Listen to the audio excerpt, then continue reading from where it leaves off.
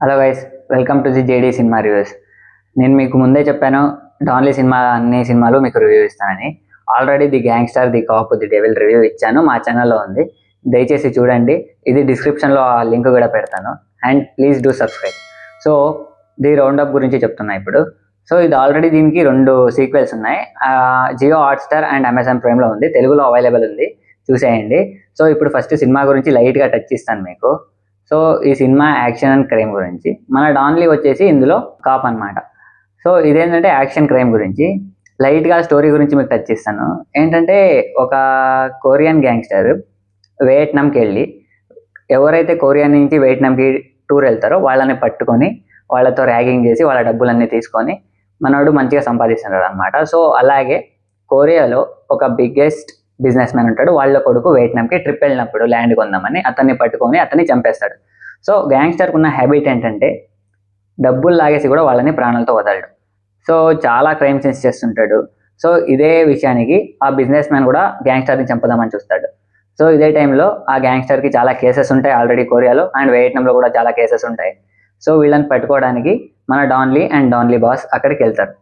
So అక్కడికి వెళ్తే ఏంటంటే మీకు అందరికీ తెలుసు, ఇప్పుడు ఇండియన్ పోలీస్ ఆఫీసర్ వేరే దేశానికి వెళ్తే ఆయనకి ఏం రైట్స్ ఉండవు, ఎందుకంటే వేరే కంట్రీలో మన ఇండియన్ పోలీస్ ఆఫీసర్ పనిచేయరు. అలాగే కొరియన్ పోలీస్ ఆఫీసర్స్ వియట్నాంకి వెళ్తే వీళ్ళకి ఏం రైట్స్ ఉండవు వాళ్ళని అరెస్ట్ చేయడం. సో మీరు అర్థం చేసుకోండి ఇందులో ఎంత కష్టం ఉంటుంది వాళ్ళని పట్టుకోవడం అని.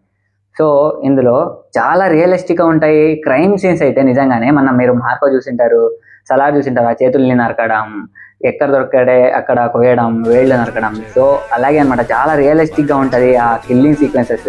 నిజంగా డాన్లీ యాక్టింగ్ బాగా చేశాడు, పోలీస్ ఆఫీసర్గా బాగా యాక్ట్ చేశాడు, అతను బాస్లా యాక్ట్ చేశాడు, అతను కూడా చాలా బాగా యాక్ట్ చేశాడు. కొన్ని కామెడీ సీన్స్ కూడా చాలా బాగా వర్కౌట్ అవుతాయి సినిమాలో.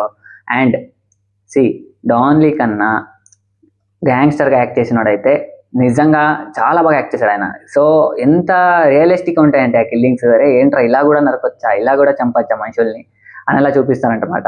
చాలా బాగుంటాయి ఆ ఫైట్ సీక్వెన్సెస్. సో ప్రతి సినిమాలో ఏంటంటే మన ఇండియన్ సినిమాస్లో కూడా అంతే, హీరోని హైలైట్ చేస్తారు, విలన్ని డామినేట్ చేస్తారు. కానీ ఈ సినిమాలో విలన్ని హైలైట్ చేశారు, హీరోని డామినేట్ చేశారు అనిపిస్తుంది. ఎందుకంటే నేను విలన్ ఫ్యాన్ అయిపోయా ఈ సినిమాలో. సో అంత రియలిస్టిక్గా ఉంటాయి ఈ సినిమా వచ్చేసి. సో మీకు ఒకటే ఏంటంటే ఇంటర్వెల్ ఉండదు.